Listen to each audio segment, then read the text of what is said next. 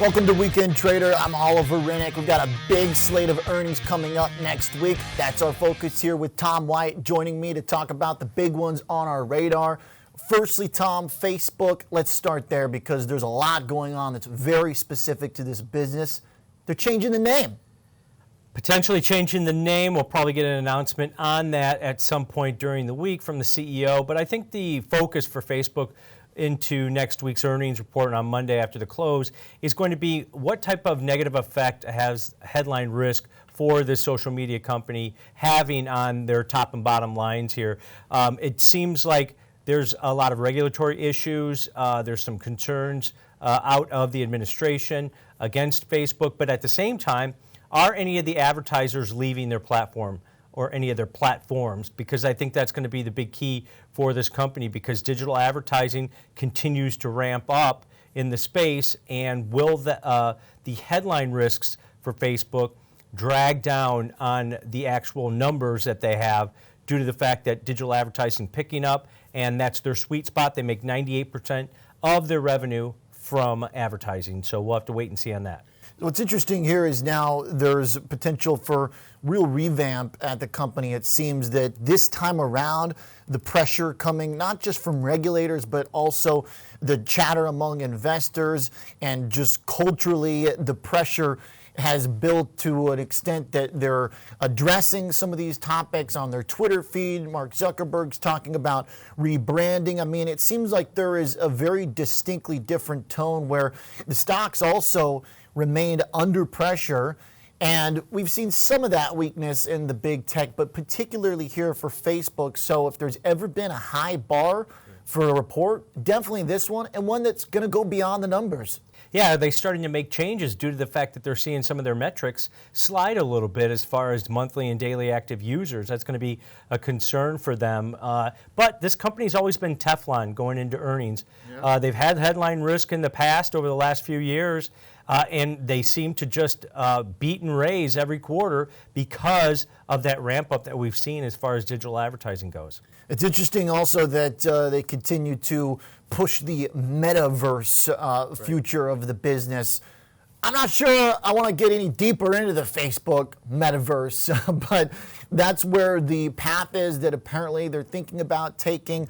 So this could be a very commentary-driven report. I mean, if they are going to give us any more details, if it's standard run-of-the-mill, here's the numbers on subscribers, check off the boxes, that might be easier to figure out. But this could potentially get kind of dicey in terms of how to navigate it from here on what drives this stock.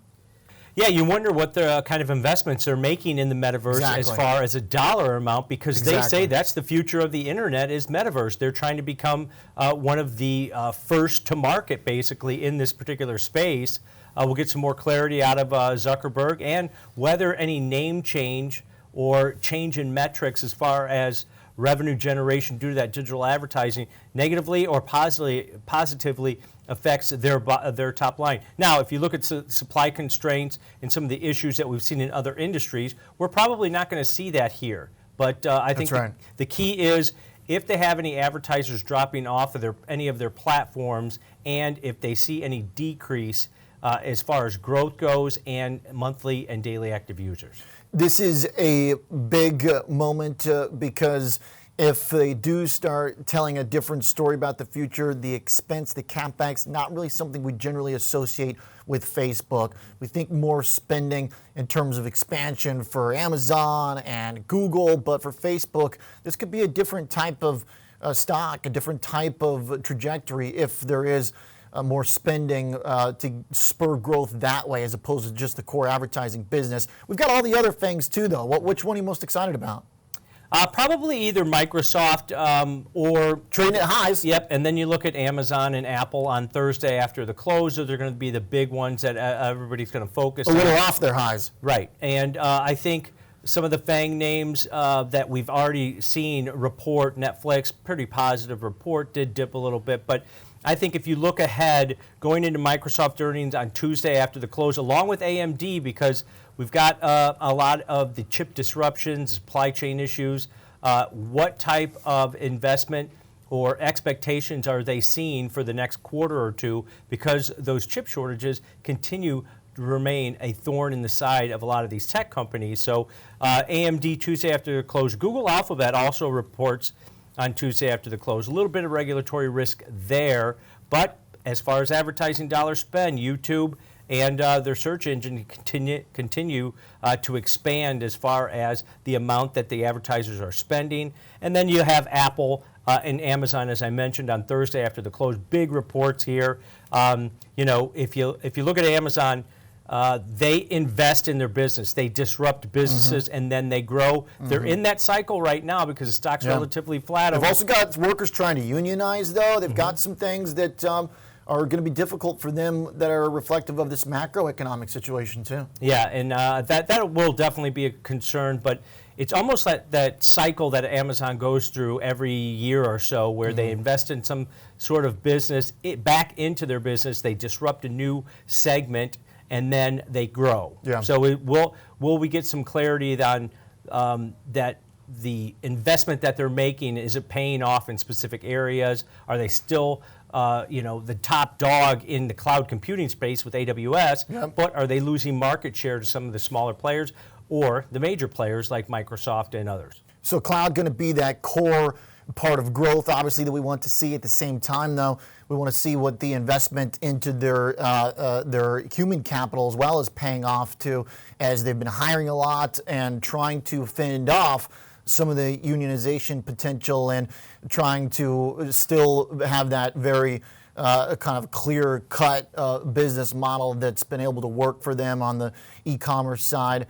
Okay, so Amazon, Apple's, I think, for me, the most interesting one, just because of the very specific chip and supply chain issues that this company is potentially going to be adversely affected by. We've heard some of the murmur around where they might be missing chips, but they've still got a lot of phones to deliver. Some of the analysts are questioning, though, whether or not this is going to be as big of a cycle due to potential supply constraints. But also, I'm curious, too, about the spending for the holiday season. If phones are going to be the number one on people's list after the last year, a lot of people got very up to date on all their tech.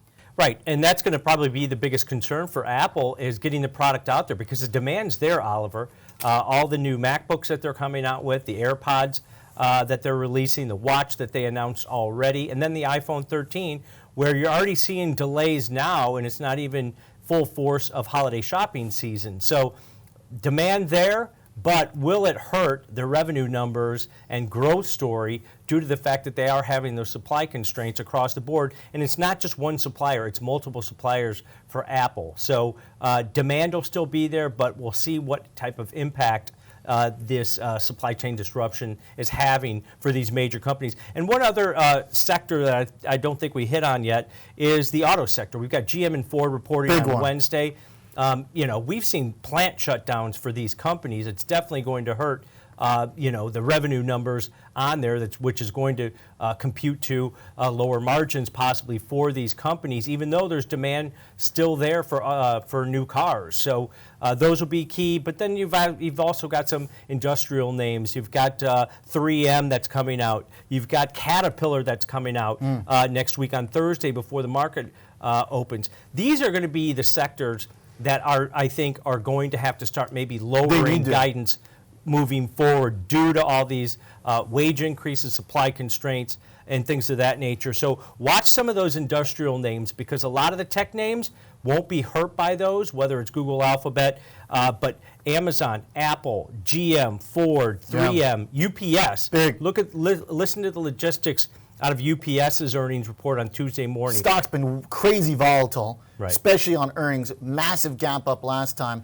And all those industrial-themed companies that you mentioned, they're off the highs.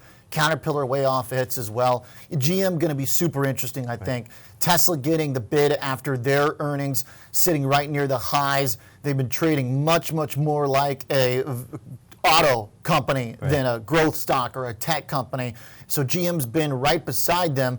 Can they also push back to the tip-top highs in a test here to see who is really getting the auto EV flows right now, because it's getting very competitive? Yeah, and I think if you looked at Tesla's results this past week, they were pretty positive. Their margins grew, and they were able to navigate some of the supply constraints that they had on the chip side a little bit better maybe than the OEMs in this space, that being GM and Ford. And another sector that you should watch going into the end of next week on Friday morning, Exxon and Chevron. We had crude oil hit 7-year highs this past week, near $84 a barrel. So what type of impact is that going to have on some of these major players in the energy space? Okay, Tom White, nice details, good analysis. Very busy week ahead.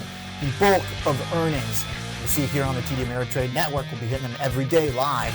See you there.